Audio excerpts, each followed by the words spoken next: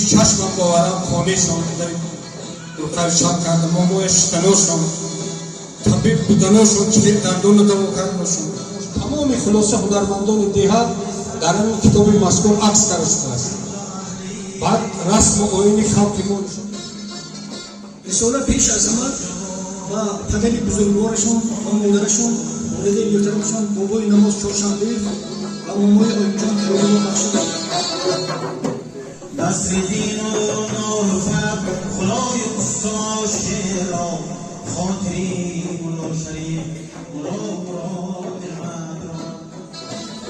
مدران و مرود چهارکانون ازبکستان همه شما و اهل دیها را تبریک و مبارکباد می‌نمایم. همچون جمع آمدگان از نام تمام اهالی سرچشمه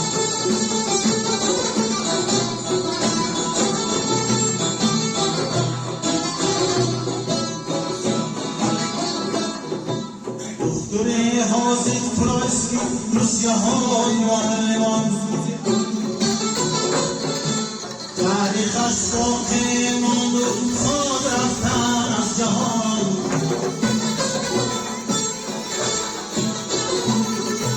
خاطر نظر کبیر کاتب حسن جاویدان چون مسلمان من نشستم که تاریخ 1000 ساله پیشنهاد برداشتم تقدیمات کتابی تاریخی دیهی سرچشمه و سالگی چون که هر روز در دیهه سرچشمه روزی تاریخ است جلدی دویم کتاب میبرم کتاب میدونم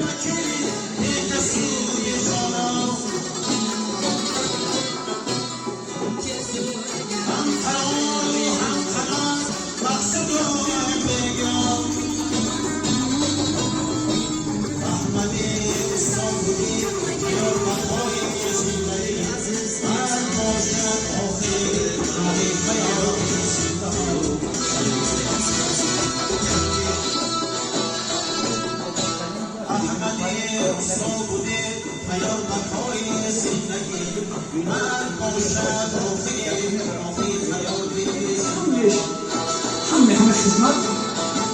خدمتی بابان آقا خدمتی بابان آقا خدمتی بابان آقا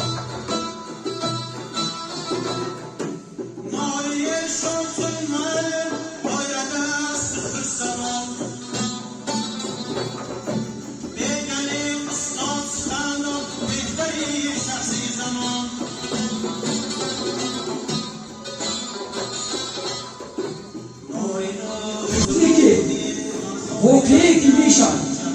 همه نوشتم اونی دفترم اونی من باوری دارم که هر یکی شما آینده کتاب بنویسید 84 صفحه نیست 1000 صفحه خونش ممکن بود من همین مسجد غیلان بودم 4 تا اسکونش 4 تا اسکونی که مسجد بوده مسجد غیلان رو برداشت استفاده همین گفتم از باقی اونجا بود از سرچشمه خلقای زنچاب شده آمده انا همین که خرابی میشه بودم گرنه مونده انا همین جدا آوردم نسون بودم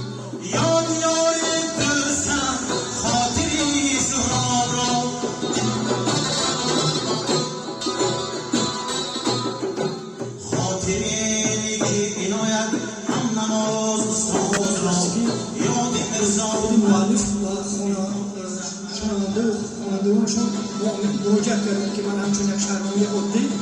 خواستم که اون چیزایی که در دوام 20-25 سال حیاتم جمع کردم روی کاغذ آورده به شما پیشنهاد دادم. همین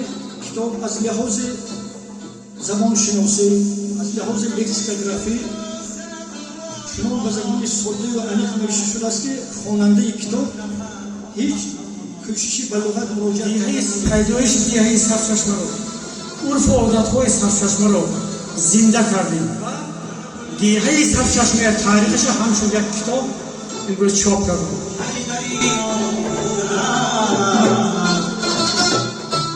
تصویرش مخیمان خود معلیم شانه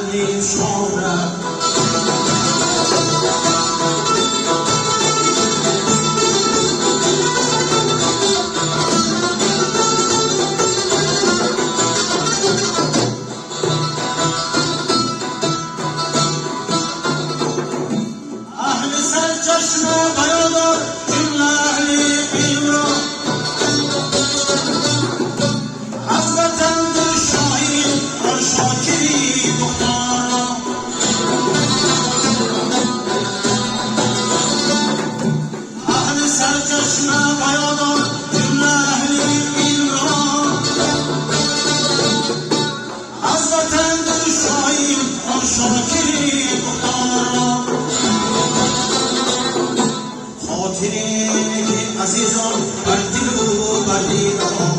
حقی ما در هم پدر شخصی عزیز عثمان را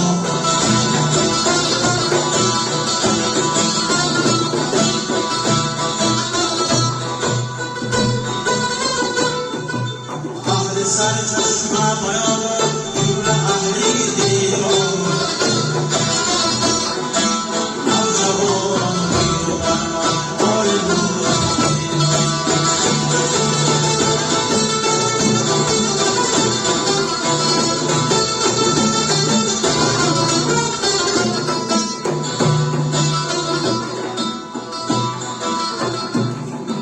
جنگ آوان بود از ما اسکران نوجوان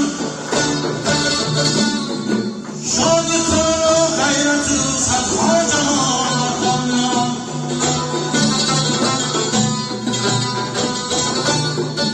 جنگ آوان بود از ما اسکران نوجوان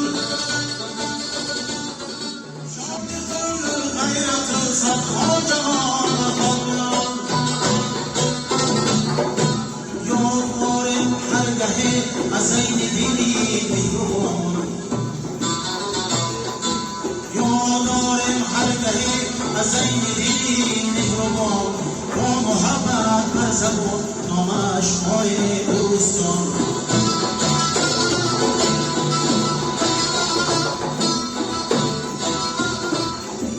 من معلم گفتمک نام و نسب تاریخ را تار زندگی آدمان خیزان تاریخ خواهی برادر دایما برادر